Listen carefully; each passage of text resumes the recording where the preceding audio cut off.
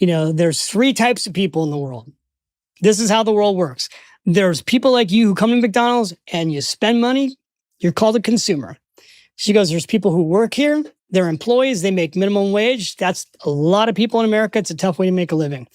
And then she said, and then there's owners. And the owners own this place. And I'm going to teach you today how to buy stock in McDonald's so that when you come here, you're an owner. And she took me home and she took out the Wall Street Journal and she circled MCD, which is the ticker, even back then for McDonald's. It's crazy. That's a long time ago. And she sat me in front of a TV screen with the TV screen where the tickers go across the bottom. Yeah. Funny thing is most people don't even know what those are. Those are stock symbols. And she's like, when you see MCD, I want you to call out the price and write it down. And then you're going to come back here and we're going to look at what prices it is. And we're going to look in the newspaper. And then tomorrow we're going to go down to the brokerage firm. We're going to buy you one share of McDonald's and you're going to own a piece of this restaurant. And you'll now be in the American system of investing. I was 7 years old. At 9 years old, I'm with her at Disneyland. I'm like, can you buy this place? She's like, yeah. So she taught me at a young age to think like an investor. Now, I have done the same thing with my kids. Okay. My kids don't own McDonald's. They own things like Shake Shack, right? It's been a great stock. But they own things that they're interested in. They own Amazon. They own Meta. They got a handful of individual stocks. However, my kids also know I don't want them owning individual stocks. I want them owning index funds. So they got a few individual stocks, but they have a portfolio. I'm just giving you like behind the scenes of the Bach family. Yeah, this is exactly what every parent wants to know. What are you doing with your kids? I have my kids in portfolios that almost are identical to mine. So I have them, they're small portfolios, but I have my financial advisor built the same portfolio that I have, a little bit more aggressive because they're younger. And I have them in these portfolios of ETFs, exchange traded mutual funds, because that's the best way to invest. That's diversification, doesn't take time, low cost, tax efficient, and you won't screw it up. Everyone wants to know, what fund are you in? Let me give you one fund. Tell me. Because I literally have all these funds listed in here. All right, what page are you on? But I'm on page 135. So there's a fund by Vanguard. Yep. Okay, this fund is called the Vanguard. I'm in that one. Total Stock Market. Yeah, I know I'm invested in that one. So for those of you who aren't invested in this, the symbol is VTI if you buy the ETF. This fund has 3,600 stocks in it. Meaning you're basically an owner in 3,600 companies. You're an owner of America. Okay. Right? So that's not, so like if a person's like, I don't know what to start with, like you took your daughter, just stick the money in the Roth IRA and the VTI fund. Okay. She's got 3,500 stocks. So I list all the different index funds in here. Start with an index fund. It just makes your life easy. And also, I want to say something. This is really important for young people. The greatest myth for young people is that that's the time to be aggressive with your money and take risk. Let me explain that. Wait, what? You're not supposed to take risk and you're what? Okay. Let me explain what I mean when I say this. Okay, because this is where I think people get led astray. Because people say all the time, when you're young is when you should take the risk. And what happens with 20-year-olds, 20-somethings, and 30-somethings, because they see this on social media and they hear this, they take the risk on crappy investments. They're buying meme stocks. They're buying meme coins. They're looking for the NFT. They're seeing all this garbage on social media that they're hoping to get this huge return on, and then they lose everything. And what happens is you get people who they save money, and then they lose all the money, and then they save money, and then they lose all the money, and they get to their late 20s or their early 30s, and they're like, this game's rigged. And then they stop investing. Whereas if they had just invested in an index fund, they'd have something to show for it. All right, so let's talk about compound interest. Mel, I'm so glad you asked, because compound interest is the eighth miracle of the world. That's what Einstein said. So I actually brought a prop for us. Okay. Went to the bank yesterday, kind of shocked them. Wow. Wait, how much money is it? For those of you who are listening and you can't see me, how much money would you guess that is, by the way? What are those? This is real money. That's real money. Yeah. I have no idea how much money. I mean, I don't know. That's a couple $1,000. So interestingly, I'm holding $10,000. You're holding $10,000? It's $10,000 in real cash. This is a very important amount of money I'm holding here for many reasons that people will probably understand.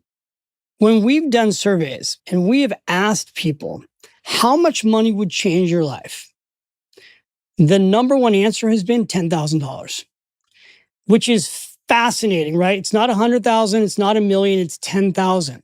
And usually the reason is it would help them either pay off their credit card debt or give them enough financial freedom to leave their job or in a relationship they don't want to stay in. Got it. So $10,000 buys freedom from a job or a relationship. For many people buys freedom. Now, here's the really interesting question. Okay.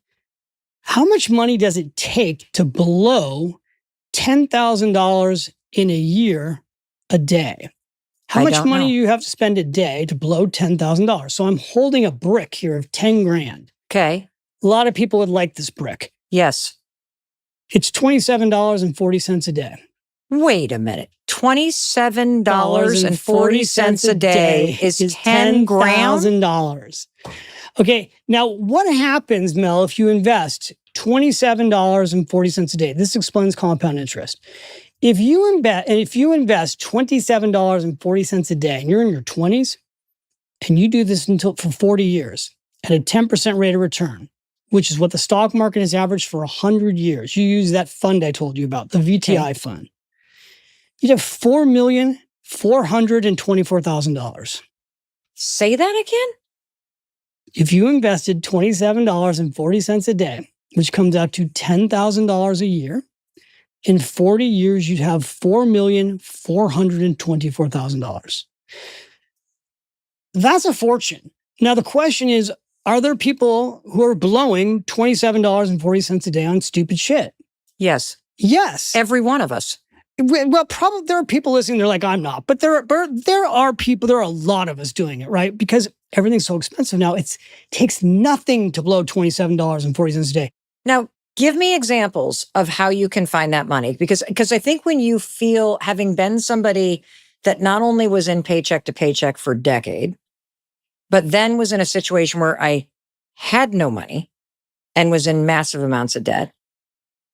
But when you're in paycheck to paycheck, where can you find the 20? Give me some examples of where it's hidden. You've got to go through your lifestyle, right? I mean, everything today is about convenience, right? So people are getting food delivered to them every single day. They're not really paying attention to what that's costing. People are taking Ubers every single day. I mean, you got to look at your own lifestyle.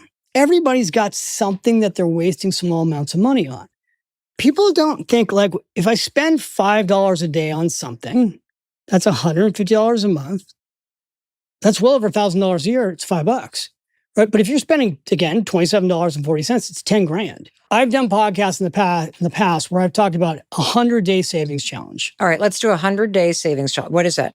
The 100-day financial challenge that I have for people is this, especially people who do not have $1,000 in savings, because there's a lot of people who don't have $1,000 in savings. So for 100 days, save $10 a day. Where am I putting it? In a savings account? Literally, you just start off by putting it in a jar in your house, but you could put it in a savings account, right? Save, like my grandmother always put the money in a coffee can. Save for 100 days. And what? Pick anything. It could be $1, just to prove to yourself. I actually like the idea of putting it in a jar because you can see it.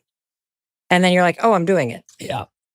So go and think about your life and see, am I wasting $27 a day? $27.40 a day on something?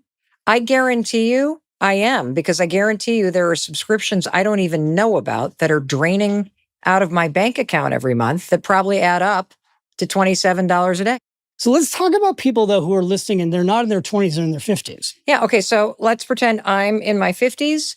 I'm in a situation where I've heard this podcast and now I'm like, oh God, how do I get going? What do? I didn't do it early enough. I've missed the window on compounding interest. Where do I start, David? Yeah.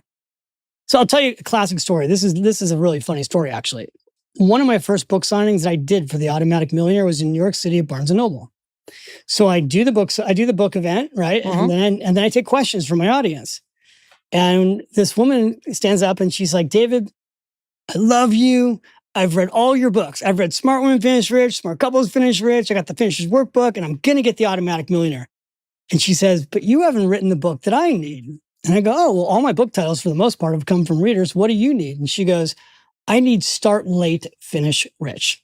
Ooh. And the room cracked up. And I'm like, okay, I hadn't thought about that, but how old are you? And she says, I think she was in her 50s. Okay. And I said, okay, well, let me ask you a question. And I go, are you married? She said, yes, I am. I said, so my question to you would be, could you save $20 a day? More than what you're saving, could you save $20 a day more? She's like, yeah, I could. I said, could your husband save $20 a day? She goes, I would make him. Everybody laughed, right? I go, all right. So that's a lot of money, actually. That's $40 a day between the two of you. If you just put that in, I gave her an example of a mutual fund and invested that for the next 15 years, here's what it could be worth. And the answer is it could be worth close to $500,000. Wow. And she's like, okay, so you're telling me that I could catch up a little, like that I could catch up a little bit, right? I go, let's just play this out. It's 65. Is it better to have $500,000 or have nothing? She's like, it's much better to have $500,000. Mm-hmm. I said, great. So start with the $20 a day. She's like, okay, I can do that. Right? Because that's the whole thing. You got to figure out what can you do. Some Yes. people who are listening to me right now can do more than $20 a day. Yes. You got to come up with what can you do. But here's a big thing. Your 50s are a beautiful time to save and invest and catch up. And the reason is your kids hopefully are finally gone. Right? The kids are gone. In many cases, by their late 50s, these kids are out of college. Mm-hmm. So the only thing you got to take care of is you and maybe your partner. So you've got the time and money and still the energy to catch up. Yeah. What you don't want to necessarily be doing is trying to catch up in your late 60s because the energy level is not the same. You might not even still be working. Mm. So you got to take advantage of your job.